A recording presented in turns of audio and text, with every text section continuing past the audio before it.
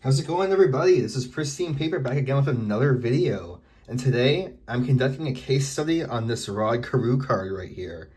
This is a 2017 Topps Stadium Club base card of Rod Carew, which was signed in person and authenticated by Beckett. Now, the reason I picked this card in particular is for a few reasons. Firstly, the subject matter for the photograph aligns with the story I am going to tell, which shows Carew's involvement with fans and community.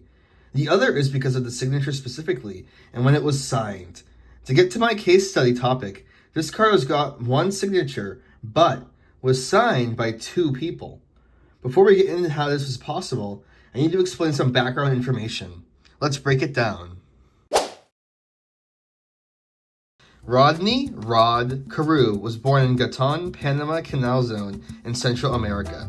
His mother gave birth to him on a train, and luckily, there was a doctor on that train. His name was Rodney Klein, and he delivered the baby. And in appreciation of this, the mother named the baby Rodney Klein Carew. And at age 14, Carew emigrated to the United States with his mother and siblings. He took an interest in baseball while in Panama, but the interest grew into a deep passion when he came to the United States.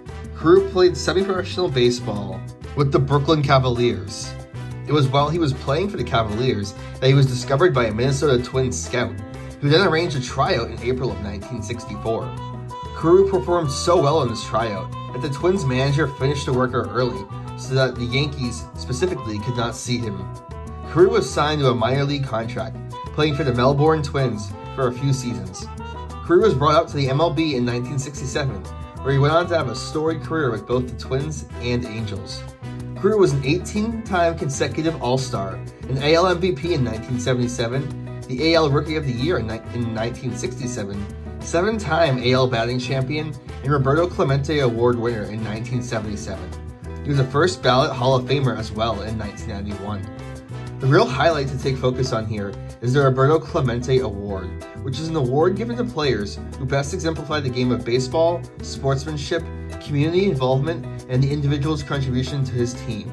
Carew has always given back to the community, whether through passionate advocacy for pediatric care and research through the Michelle Carew Leukemia Fund at the Pediatric Cancer Research Foundation, or the multiple youth baseball programs he participated in.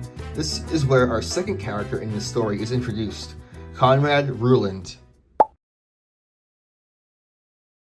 Conrad Reuland was born on April 4th, 1987 in Springfield, Ohio. He moved with his family to California, playing high school football for Mater D and Mission Viejo. Reuland enrolled at the University of Notre Dame and played college football there for 2 seasons. He transferred from Notre Dame to Stanford University in 2008 and sat out for the first season. Reuland went on to play 2 seasons, accumulating 351 receiving yards. Reuland would bounce around from the 49ers, Jets, Colts, Ravens, and even had a second stint with the Colts. He never really found a home in the NFL, accumulating 12 receptions and 90 yards.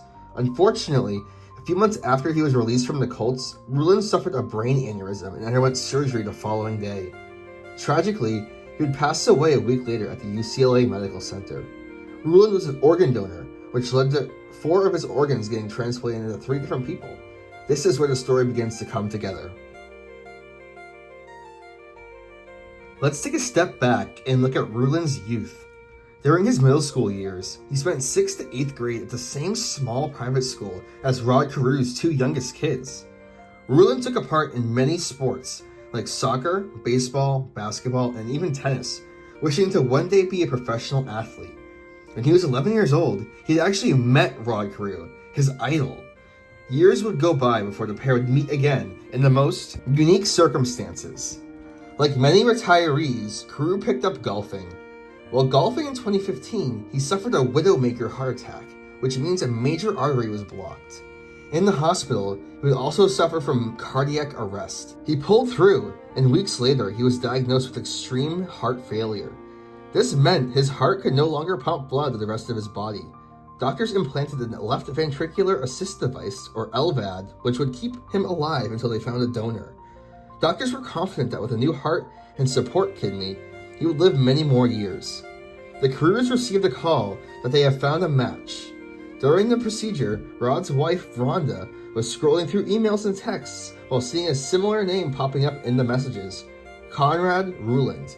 She did some research, discovering he died of a brain aneurysm, and based on the timeline, she thought it was too far-fetched that the donor was Reuland.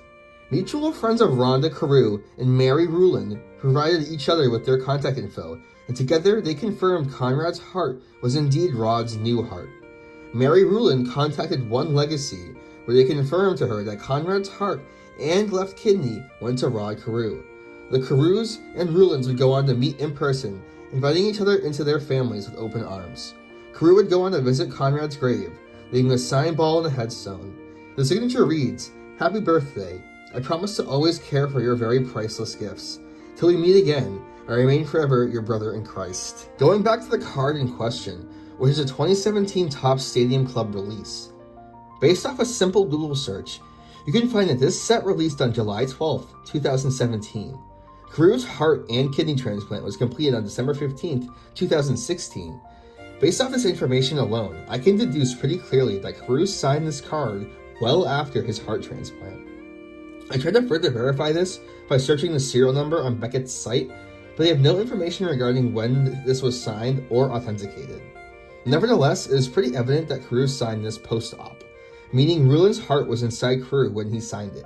Is it so crazy to declare that Reuland also took part in this signature? Reuland's heart is the reason Carew is still alive to this day, keeping his spirit alive. I think it goes without saying that Carew is the only professional athlete to sign with the power of two professional athletes. Additionally, the photo of Carew with young fans speaks volumes and is eerily foreshadowing. Imagine meeting a fan and not knowing one day they would be the reason you are alive. Thus, I am confident in saying that there is one signature on this card, but two athletes signed it. Thanks so much for watching this video. As you can see, I have Conrad Reuland's only official card in existence. It is a Panini Stanford card. Not numbered or anything, just a base card. But it talks about his stats on the back. It's from 2015.